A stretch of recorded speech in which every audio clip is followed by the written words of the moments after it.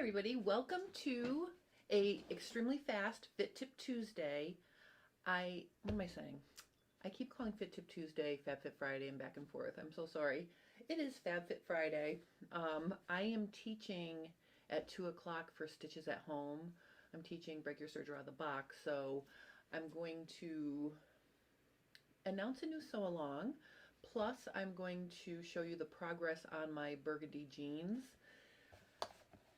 Let me just see here. Hi Mary.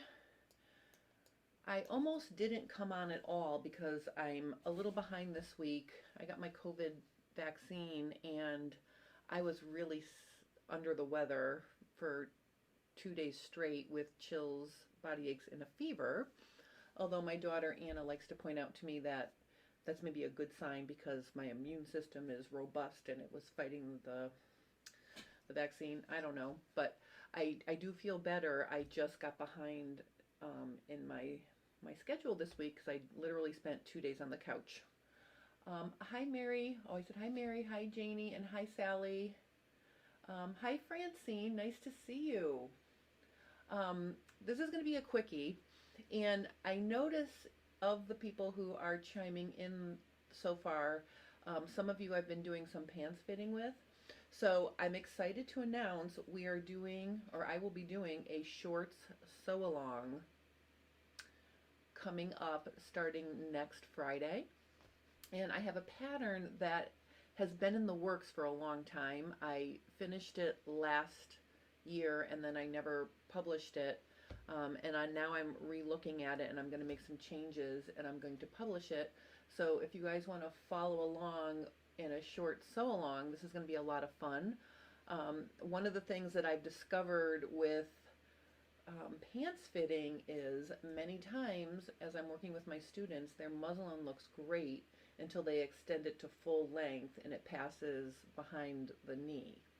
Because what I've learned is the angle of your leg, for example, if your knees are bent slightly forward, or if you have inward rotating knees or outward rotating knees, all of these things can really wreak havoc to the fabric as it hangs from your hip. So after you fit your crotch and everything's good from the, from your waist down to your upper thigh, sometimes the fabric can then get caught up on your knee for a variety of reasons. So I decided that working on shorts could be a really fun project and more of an instant gratification project in terms of, making something that's comfortable and fits and looks nice and doesn't have a ton of wrinkles. And it's the season for it, so yay, we're going to start shorts next Friday. I will put a link to the pattern in this description below once I have it up sometime before next Friday. Let me just stop and say hi. Hi PG, hi Judy, hi Diane, hi Andrea. Welcome ladies. Thank you for joining me. This is going to be really quick. I have to get organized to teach a serger class in a little bit. I'm teaching at 2 o'clock, so I did want to come on though because I feel like I would miss you guys if I didn't at least come on and say hello. So anyway, I'm teaching a jean construction class for Master the Art of Sewing, and I'm working on my Burgandy jeans in that class. And what I've realized, and I knew it in the back of my head, sometimes when I plan classes, I get over ambitious on how much we can get done, and that's what happened in this class. So actually, Sally, just so you're aware, if you didn't look at your email, I sent you an email, I'm going to add one more class so I can show how to do the buttonhole, belt loops, and hem. That's all I have left to do on my jeans. So I'm going to show you what it looks like here, and then next week I'll be able to show you my completed finished jeans. So I'm super excited about that. So let's start with that, and then I will show you the shorts. So let me just switch over to here. Okay, so let me just make this a little less bright. Oops.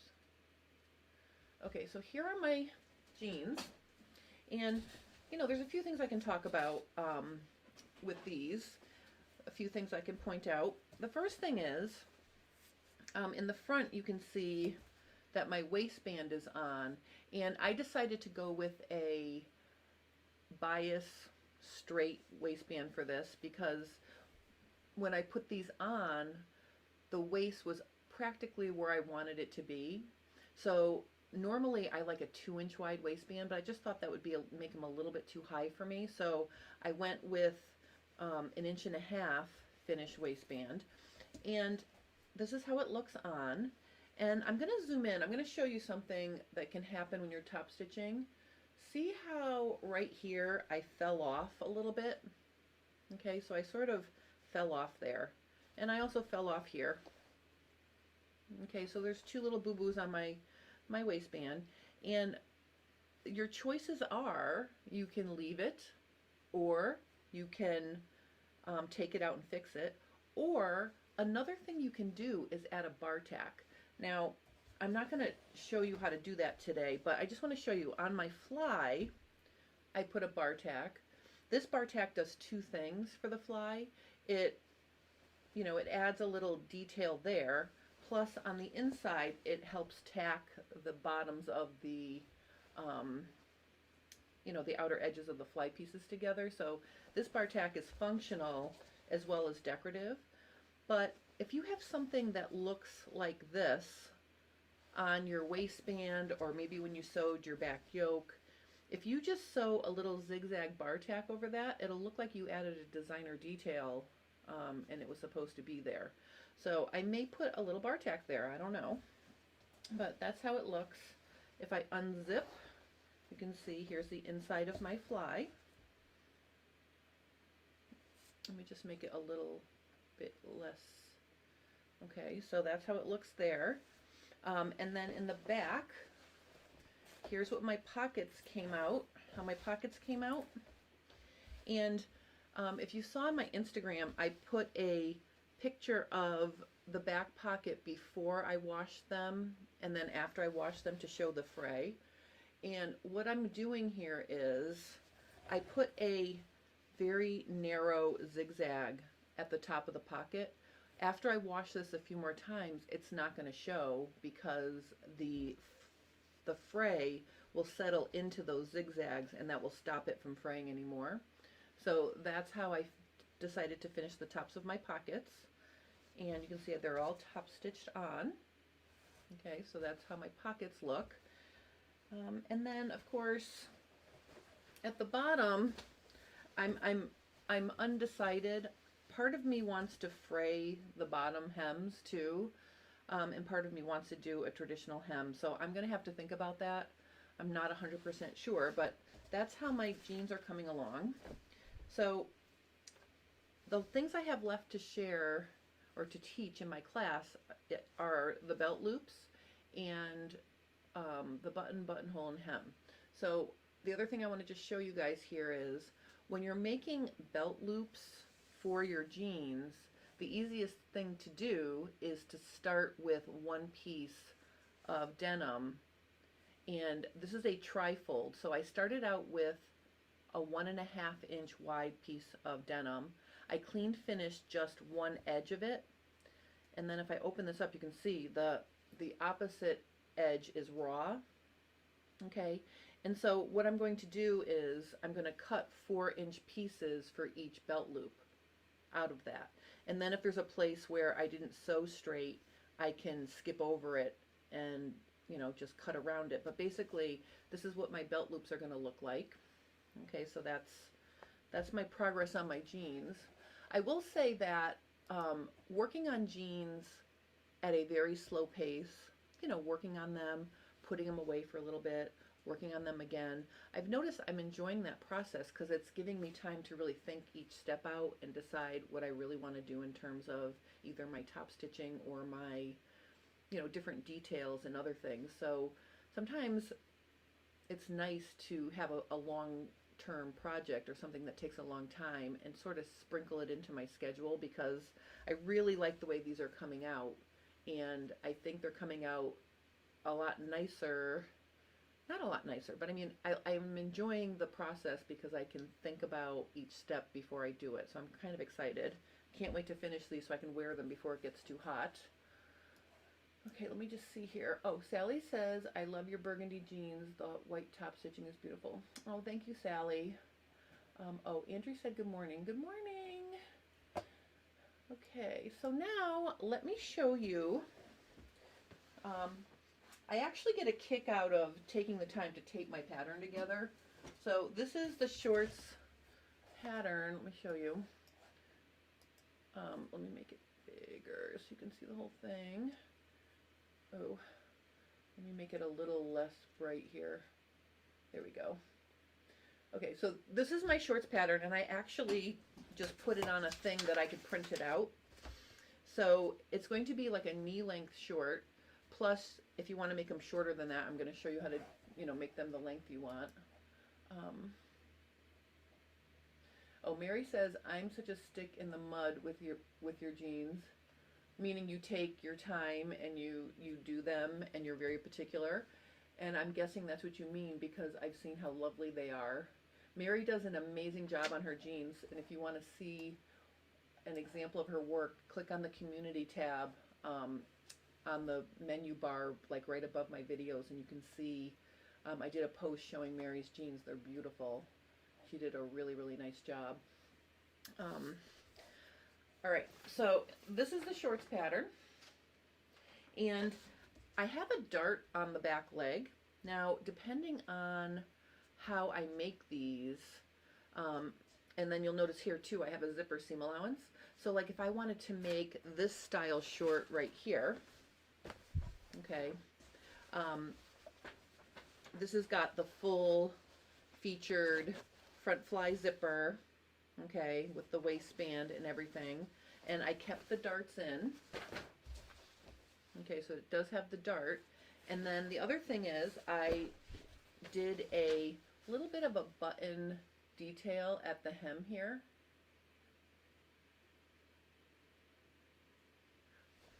Like this. So it's got a, here, I'll show you on this one because this one's unbuttoned. So it's got a button placket here, or like a little vent with buttons. So I'm going to be showing you guys how to do that on the longer version. And maybe even on the shorter version that would be fun. So that's what I'm going to be showing you guys how to do for the shorts sew along. Oh, Mary says I do them the same over and over. Well, you know what, Mary? If it's your style and it works, and it clearly does, then I would do the same thing. I think, you do have a very good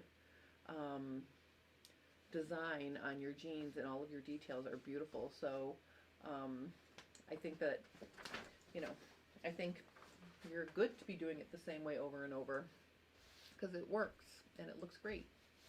All right, so shorts with buttons. Okay, and like I said, there's going to be a longer pair and a shorter pair. And then the other thing is I'm going to show you how to make pull-on shorts too. So if you're not a fan of doing a front fly, I'm going to show you how to do a pull-on pair as well. Okay, Sally says, what is the fabric for your shorts? Is this denim or twill? This is a twill, like a cotton twill.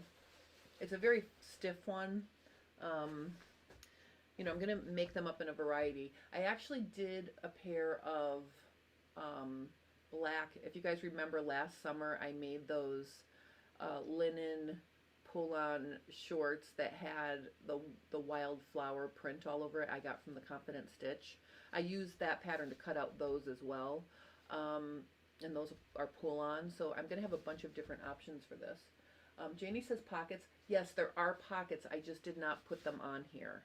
And I will have a front pocket up in my front. You'll notice on my front leg there is no pocket right now. There will be a pocket here. Because I've changed shape and everything, I printed out my size, and I'm going to do another muslin before I start the sew along. So when I'm working with my pattern, it will fit me properly, because I am so excited that I've lost like 20 pounds since the whole pandemic started because of my hiking. so nothing is fitting me right now, so I'm going to fit this pattern onto me again, because those green shorts fit me great last year. And when I put those linen shorts on, they're gigantic. So I'm going to fix my pattern, and then I'll put the pocket back here. And there's also a pocket on the back as well. So there are pockets. So the sew along, I will post the pattern midweek, and I'll put a link here for it. And also, I will tell you the schedule next Friday. So we'll deal with one part each week. Okay, so we'll probably start with front pockets next week. Or maybe next week will be some fitting things, and then some front pocket things. Oh, Mary says wonderful on the weight loss. Congrats. Oh, thank you so much. I'm really excited because I started going to the gym instead of hiking as much, and when I realized I didn't feel safe in the gym because of the COVID-19, I started hiking again, and I really just enjoy that much better than the gym, and I think it's more effective. Oh, PG wants to know, yes, this pattern will go all the way to size, it's going to have the same sizing as my stretch jeans, so I think that goes to size 24.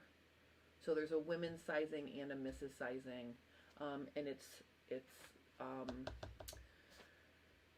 nested all in the same pattern, so there will be plenty of sizes for everybody. And I guess next Friday what I'll do is we'll do a little fitting. And the other thing I'm going to include on this pattern is, see how I have these dashed lines here? Okay, this is for a low butt. Okay, so these two crotch curves, either the solid one for average or this dashed one for a low butt, those have been my two most popular crotch shapes to start with as I've been teaching a lot of pants fitting this year. So I'm going to include both of these crotch shapes in the pattern.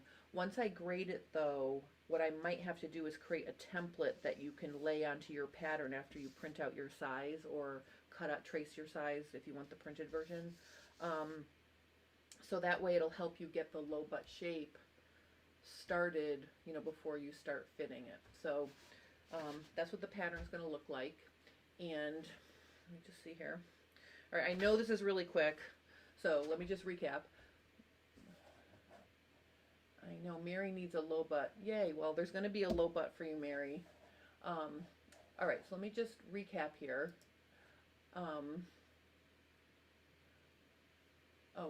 Sally says, thanks for the crotch shaping option. Lower one gives me a great place to start. Yay. Well, you know what, maybe, I mean, these short pieces are pretty short. Maybe what I'll do is just give you both legs instead of a dashed line. Maybe I'll make them a little shorter to start with, and we can lengthen them to where you want so it's not a gigantic pattern.